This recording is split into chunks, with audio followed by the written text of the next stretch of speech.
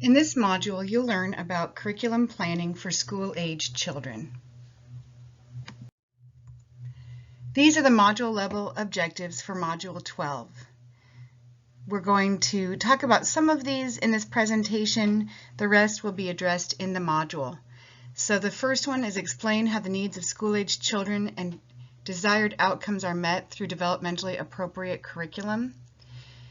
Module 12.2 outcome is describe the role of reflective practice in curriculum planning. The third one is define what a holistic approach to curriculum is. 12.4 is analyze the value of play in school-age care and curriculum. Play is still important.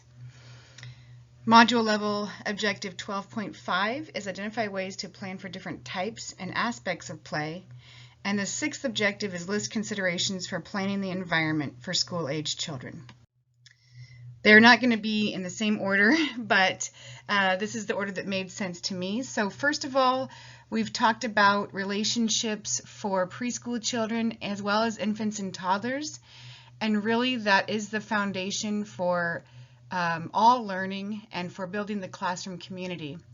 So one of the teacher's first jobs is to begin to get to know each child individually as well as their family, particularly their primary caregivers. And then again, create that classroom community, help the children get to know each other, help them learn to get along with each other, and give them opportunities again to practice those skills of collaboration, problem solving, all of those quote-unquote soft skills that are actually so very important. A foundation also should be respect for each child.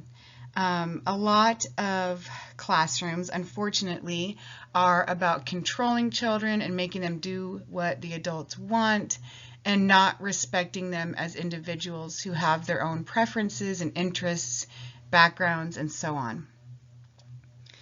And with school-aged children, we can really collaborate with them in the classroom to reach goals, collaborate working on projects. And there are a lot of times when the adult can act more as a facilitator than just the one talking and giving the information to the children. There should be lots of opportunities for them to explore and investigate in the classroom. So play, we talked about true play is child-initiated and child-directed.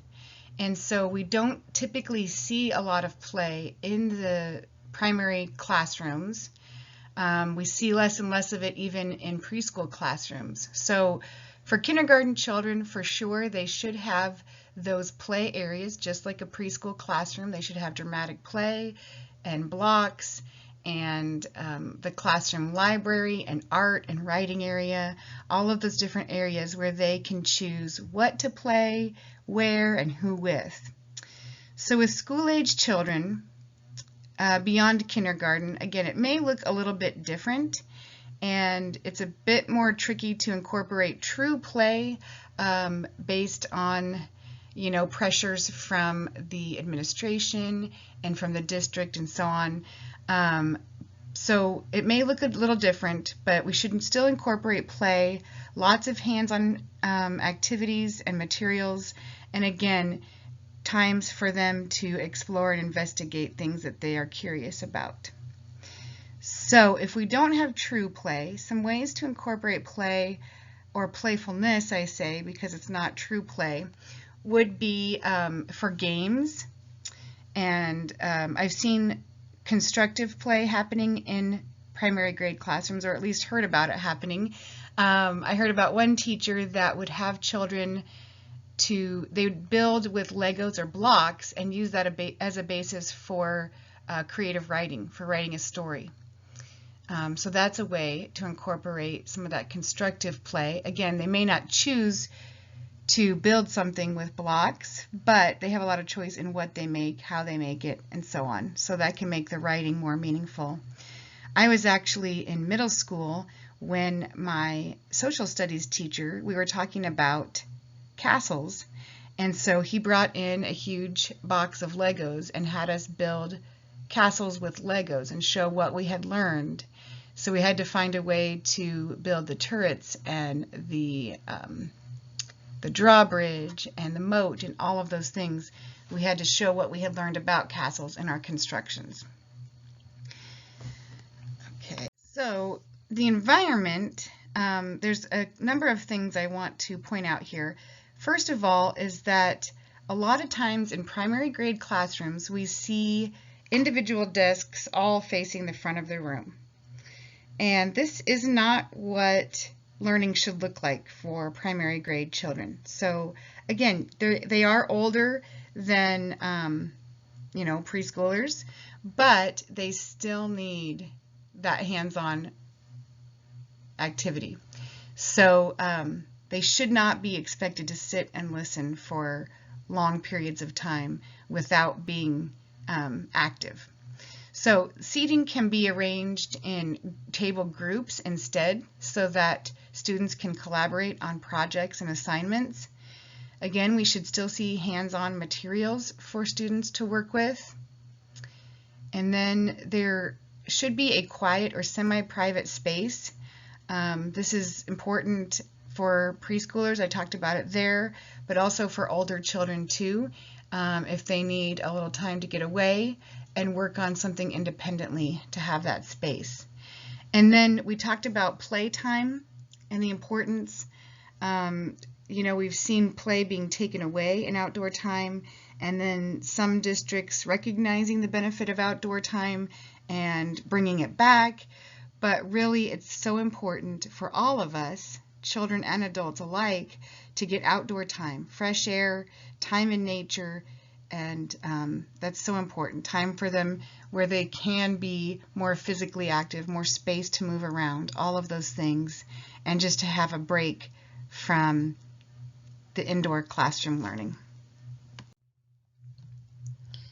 We really should take a holistic approach to education. This is, again, more often done with young children, but still so vitally important for older children as well. So we tend to focus on the academics, on reading and math and science and history, but we really need to think about the whole child. So mental health, physical health, their overall well-being really needs to be a focus for these children too. And we overlook that, but really when children are given the chance to be physically active, then that improves brain functioning to do those other types of activities in the classroom for reading and math and all of those other subjects. All teachers should be reflective in their practice, and this means that teachers are busy, so sometimes we don't take adequate time to stop and ask ourselves, what's working well? What can I improve on? How can I better meet the needs of the children in the classroom? This can be, you can reflect obviously on individual lessons or units, or the seating arrangement and the physical environment as well. The textbook also has some great questions for reflective practice, and that is a really important thing when you're teaching because, again, some teachers kind of get stuck in a rut. They do things the same way over and over and over. But you really need to think about, okay, this part is working well, but if I make this small modification to this activity next time, it'll work a lot better. Or I'm going to repeat this activity with this class, but I know my students' needs, so I need to change it a little bit to better fit the children's needs that I have in my classroom right now. All right, thank you all so much. This was our last module. I hope you enjoyed the course, and I hope to see you in future courses as well.